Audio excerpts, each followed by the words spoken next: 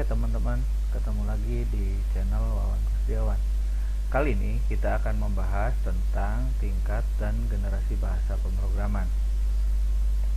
Ada dua bahasan. Yang pertama kita akan bahas apa sih level, ada berapa level atau tingkat bahasa pemrograman, dan yang kedua ada berapa generasi dalam bahasa pemrograman tersebut. Yang pertama kita bahas dulu tingkat atau level bahasa pemrograman. Kita mengenal ada 3 tingkatan atau level bahasa pemrograman. Yang pertama adalah low level language, atau ini kita sebut bahasa tingkat rendah. Ada middle level language, tingkat menengah, dan high level language, tingkat tinggi. Nah, pertanyaannya apa sih yang membedakan low dan high di sini?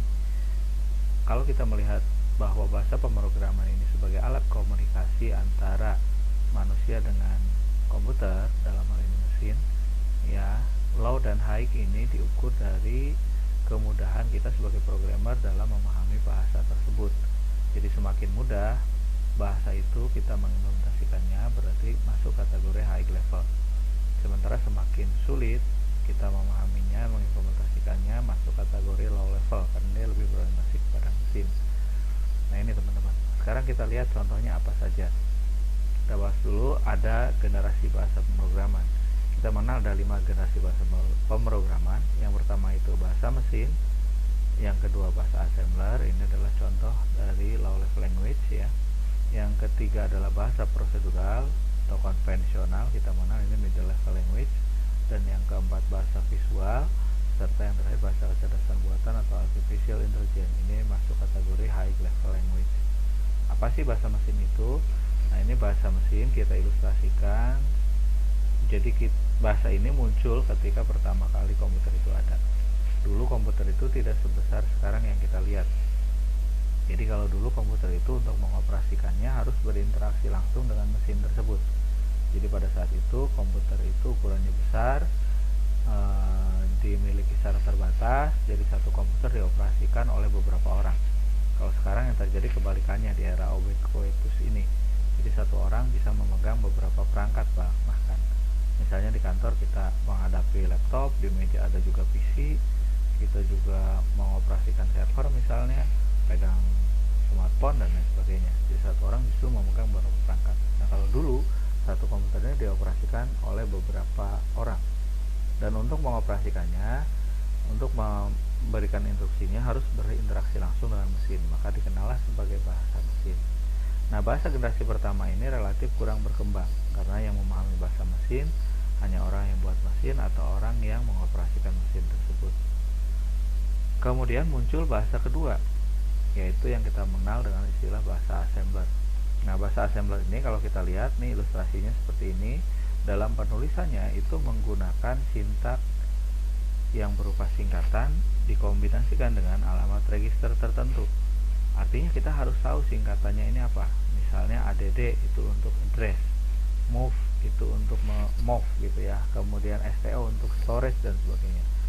Dikombinasikan lagi dengan kode-kode seperti ini yang simbol dan angka. Nah, ini kan biasanya kita relatif sulit untuk mengingat angka-angka seperti ini, register begini.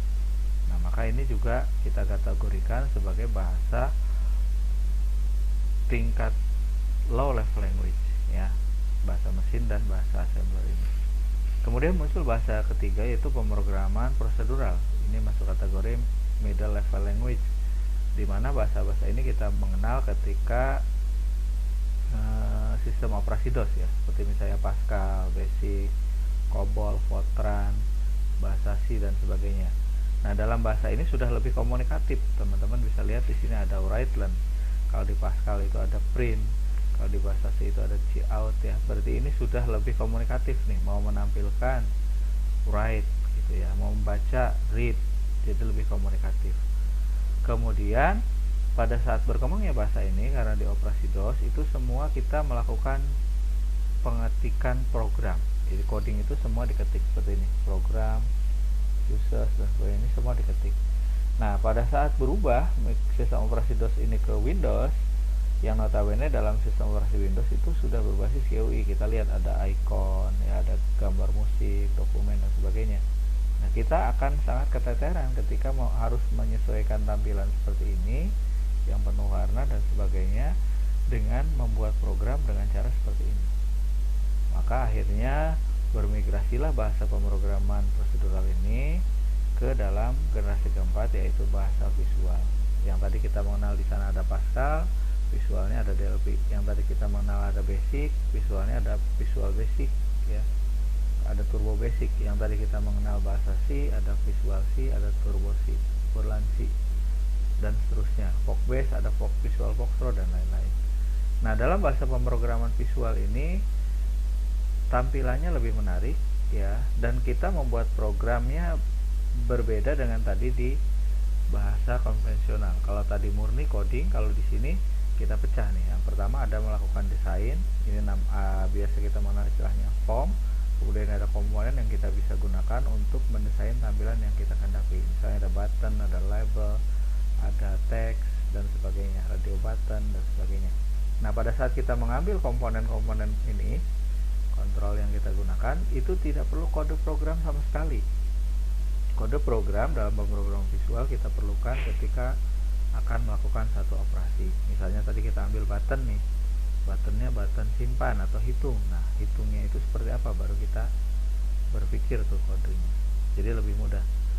Nah, kemudian berkembang lagi generasi yang kelima, yaitu bahasa kecerdasan buatan. Ini kita ilustrasikan, misalnya kita mengenal ada aplikasi Tersus. Jadi kalau tadi yang pertama generasi ketiga itu coding, generasi kedua desain dan coding, generasi kelima ini murni desain.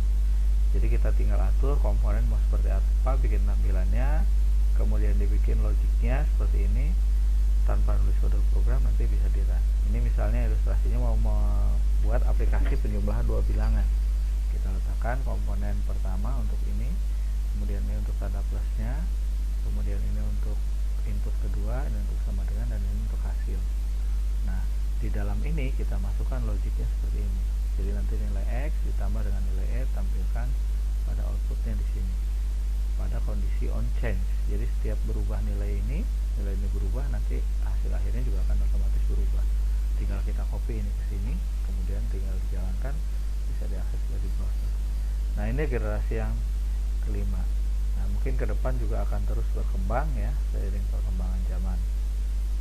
Jadi perbedaannya, kalau generasi ketiga tadi kita harus effort yang cukup besar, ya, harus coding, kadang kurang titik koma aja, salah nulis dan sebagainya. Apalagi yang sudah ke sensitif, membedakan huruf besar huruf kecil, itu sangat harus hati-hati dalam membuat program. Nah, di generasi keempat itu ada dua tahapan, desain dan coding, dimana bebannya kalau ini tadi 100% coding, ini mungkin bisa jadi 70-30 lah. Karena pada saat desain kita nggak perlu mikir kodenya, kita tinggal ambil komponennya, diletakkan, dibuat tampilannya, baru coding nanti pada saat akan melakukan proses. Dan yang ketiga, di bahasa kecerdasan buatan ini bisa murni desain tanpa menulis coding. Kita coba tinggal membuat alur desainnya, di generate, nanti bisa menjadi bahasa pemrogramannya menyesuaikan, gitu ya. Nah, ini teman-teman yang kita bahas pada sesi kali ini, yaitu tentang tingkat bahasa pemrograman dan generasi bahasa pemrograman. Terima kasih sudah melihat video ini. Jangan lupa like dan share. Sampai ketemu di video berikutnya.